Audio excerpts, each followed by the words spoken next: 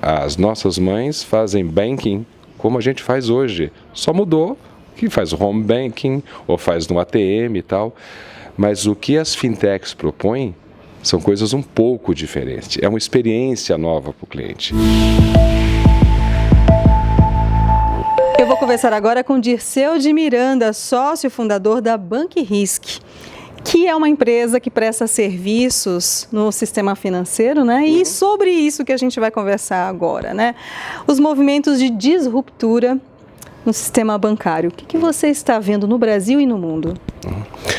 Bom, eu acredito que o sistema financeiro hoje, vamos falar primeiro no âmbito internacional, que a gente está observando movimentos maiores e mais organizados no sentido de trazer novas alternativas aos clientes do mercado financeiro. O que a gente percebe hoje é que o cliente bancário ele quer novas experiências.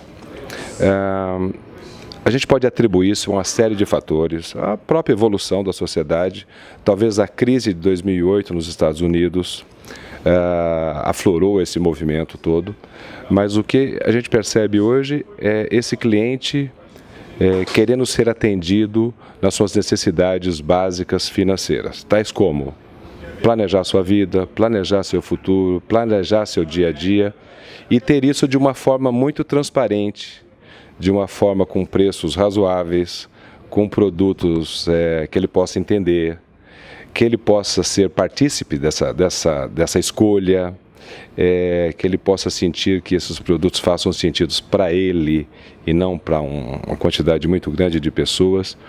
E eu acho que tudo isso combina com esse novo momento da sociedade e a tecnologia está aí para ajudar muito a fazer isso, né? Então acho que esses são os grandes movimentos que acontecem hoje nos mercados internacionais, né? E aqui no Brasil?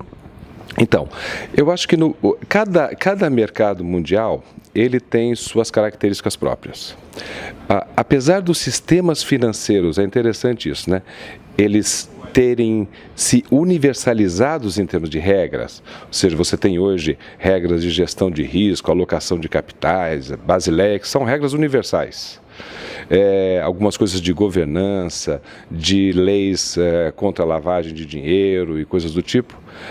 Apesar de tudo isso ser universais, serem regras universais, os bancos localmente, os sistemas financeiros, são muito a cara de cada país, né? No caso brasileiro, eu acho que o que houve nos últimos anos, quiçá décadas, é um movimento que seguiu essa tendência mundial na concentração bancária.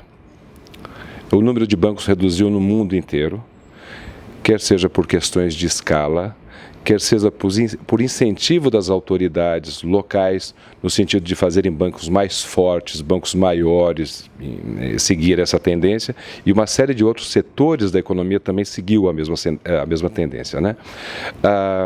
O que o Brasil talvez tenha de diferente é um país com diferenças regionais enormes, bancos nacionais que atuam no país inteiro e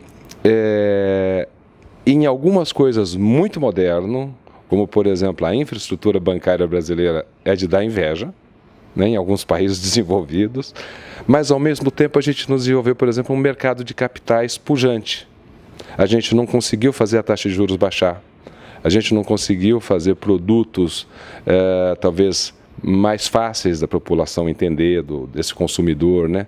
Então, o Brasil tem essa coisa de itens muito modernos, como infraestrutura e tecnologia, eu acredito, e algumas outras coisas que eu acho que a gente tem que modernizar. Por exemplo, a área de seguros brasileira é muito, muito pequena ainda. A gente faz seguros de vida, carro, veículos, e, enfim, são os carros-chefes. A gente não faz a maioria dos seguros que fazem fora do Brasil, né? Então, acho que o desafio dos bancos aqui vai ser adequar esse novo momento a públicos, a regiões e a hábitos tão diferentes que nós temos no Brasil. Esse é um grande desafio, eu imagino, né? O que estimulou principalmente a inovação entre os principais bancos tradicionais varejistas, a chegada de fintechs? Sem dúvida. Se você perceber, algumas indústrias mundiais, não é só a indústria bancária, mas você tem, por exemplo, a indústria automobilística. Ela veio se modernizando em alguns itens dos veículos, mas o formato da indústria, o jeito de dirigir, o modelo de propulsão do motor, ele está aí há cento e não sei quantos anos. Isso não mudou. Então, indústrias que se adaptaram a inovações evolutivas apenas, ok? Mas não tiveram um processo de disruptura no seu processo, elas tenderam a ficar mais tradicionais. Então, por exemplo, a indústria de veículos, fazendo um paralelo com a indústria bancária, quando apareceu a coisa do carro elétrico, ele não nasceu dentro da Ford ou da GM ou da Volkswagen, nasceu na Tesla. É interessante isso, né? Por quê? Porque dava tão certo o carro a propulsão de gasolina, diesel, que ninguém pensava em fazer um carro elétrico para concorrer com o seu próprio produto. Na indústria bancária, você vê que a gente evoluiu muito em tecnologia, mas o jeito de se relacionar com o cliente, possivelmente as nossas mães fazem banking como a gente faz hoje. Só mudou que faz home banking ou faz no ATM e tal. Mas o que as fintechs propõem são coisas um pouco diferentes. É uma experiência nova para o cliente. E acho que isso é legal no sentido de que faz com que instituições tradicionais repensem a sua forma de se relacionar com clientes. Acho que é nesse sentido a grande inovação, né? Qual a relação entre CVM, Banco Central e inovação no sistema bancário? Essa é uma boa pergunta.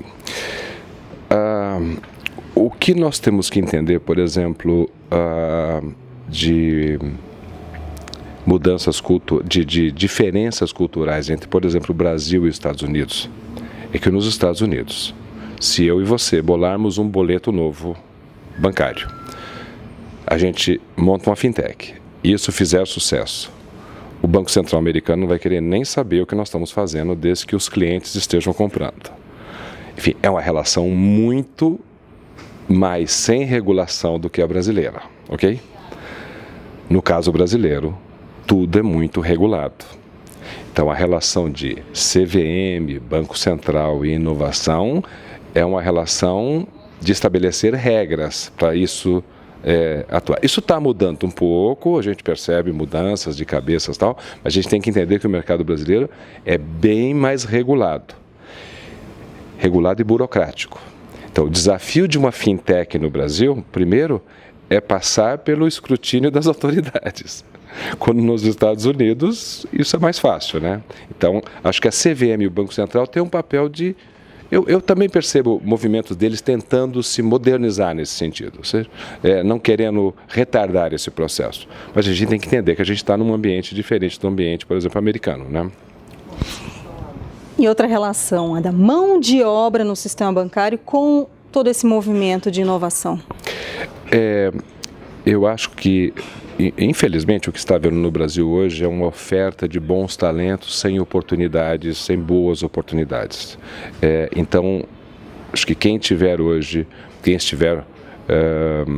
em uma fintech não tem dificuldade de encontrar bons talentos no mercado, disponíveis para atuar, principalmente porque a economia não está andando na sua plenitude, a economia brasileira.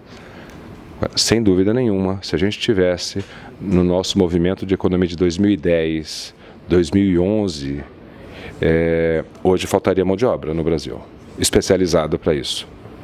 A gente cria isso muito rápido, mas a gente tem hiatos, né? Hoje, acho que tem gente suficiente, dado que a economia não está demandando toda essa mão de obra, né?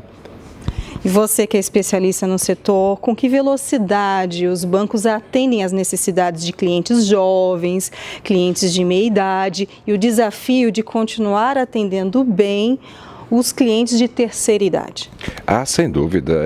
Isso é o que tira o sono hoje dos bancos em fazer segmentações de mercado, imaginando que no Brasil, além dos desafios que você falou, nós temos desafios regionais, mas, por exemplo, nós temos hoje o desafio de fazer segmentação de clientes bancários não mais só pela renda, por fatores que você mencionou.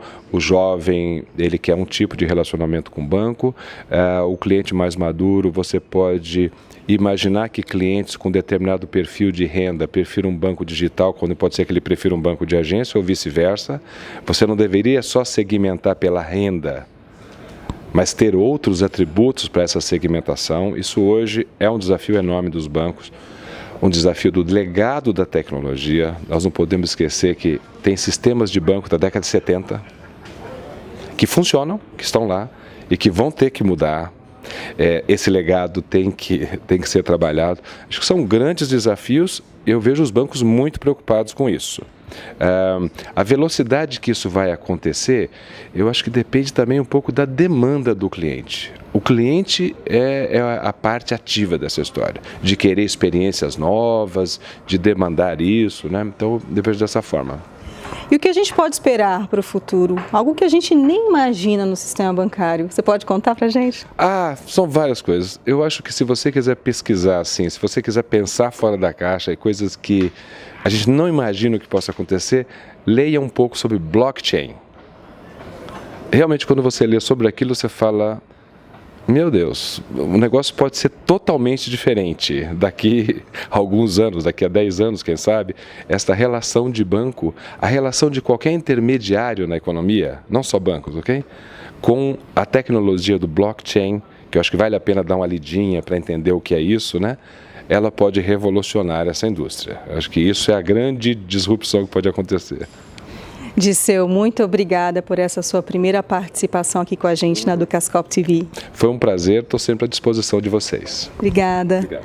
Luciene Miranda para a Ducascope TV.